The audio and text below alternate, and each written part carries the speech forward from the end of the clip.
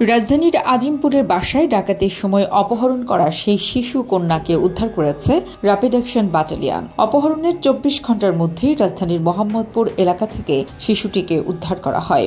অপহরণকারীকেও গ্রেপ্তার করা হয়েছে বলে জানিয়েছে র্যাব। বিষয়টি নিশ্চিত করে র্যাবের লিগাল অ্যান্ড মিডিয়া উইংয়ের সহকারী পরিচালক আনম ইমরান খান জানান, শুক্রবার মধ্যরাতে মোহাম্মদপুর এলাকা থেকে তাকে উদ্ধার করা হয়। এই ঘটনার বিষয়ে দুপুরে সংবাদ সম্মেলন করে বিস্তারিত জানানো হবে। এদিকে শিশুটিকে উদ্ধারের পর রাতেই তার বাবা মার কাছে হস্তান্তর করা হয়।